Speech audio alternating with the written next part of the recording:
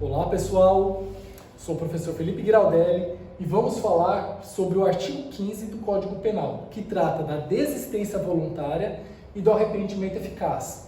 Primeiramente, quando formos falar da desistência voluntária, nós temos que perceber o seguinte, que o indivíduo, ele pretende realizar um crime, ele começa a realizar os atos previstos no núcleo do tipo, ele entra nos atos de execução, ou seja, ocorre aqueles atos que já estão previstos no núcleo do tipo penal. Porém, ele interrompe voluntariamente aqueles atos de execução. E assim ele impede a consumação daquele crime. Ou seja, ele inicia os atos de execução, só que de uma forma voluntária, ele para aqueles atos, uma forma que não teve a interferência de terceiros, ele de forma voluntária, ele para a execução daqueles atos e assim o crime deixa de ser consumado. Temos que lembrar o seguinte, que parte de uma condição subjetiva, ou seja, interna do agente, é a vontade própria dele. É diferente da tentativa. Por quê? Porque na tentativa é uma circunstância externa que impede o agente, ou seja, uma circunstância alheia à vontade dele no caso da tentativa. Já no caso da desistência voluntária, não.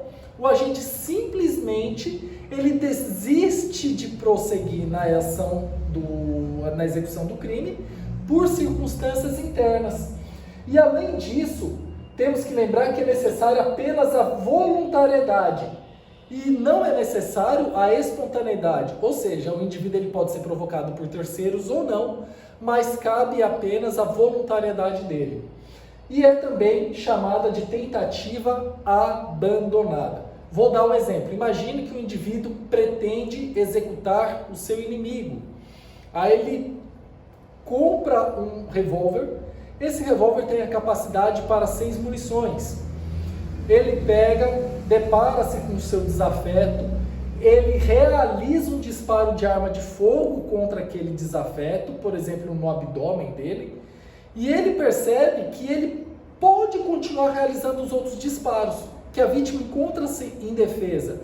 Entretanto, de forma voluntária, sem a intervenção de terceiros, ele desiste de continuar com a execução do crime. Isso seria a desistência voluntária. Cabe ressaltar que este indivíduo que sofreu um disparo de arma de fogo, ele não pode morrer, porque senão o crime vai estar consumado.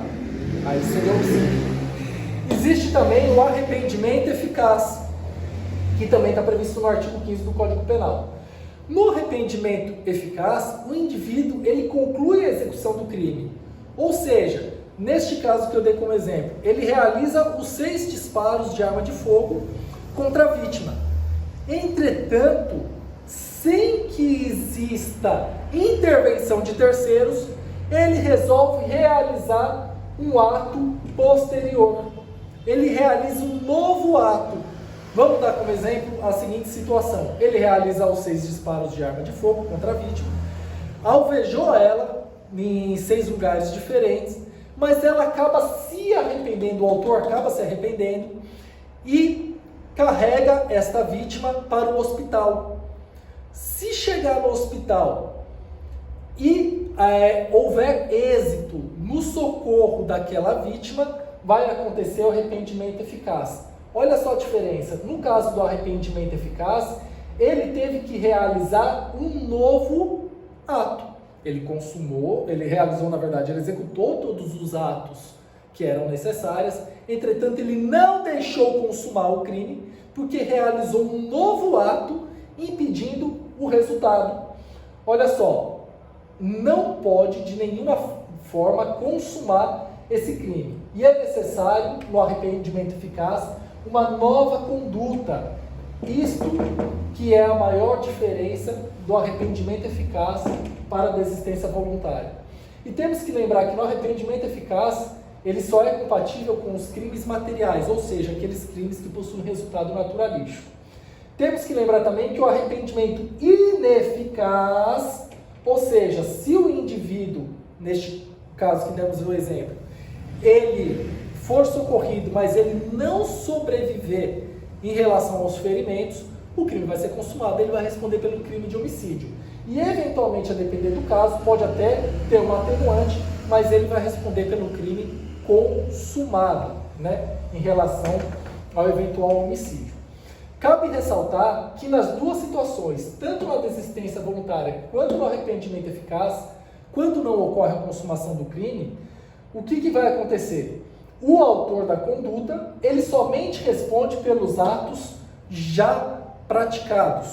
Ou seja, se o indivíduo realizou apenas um disparo de arma de fogo contra a vítima, ele podia continuar realizando outros disparos, ele desistiu voluntariamente, ou ele realizou um novo ato e socorreu aquela vítima, e ela não morreu, ele vai responder apenas pela eventual lesão corporal. Espero ter colaborado com vocês. Até a próxima dica. Valeu!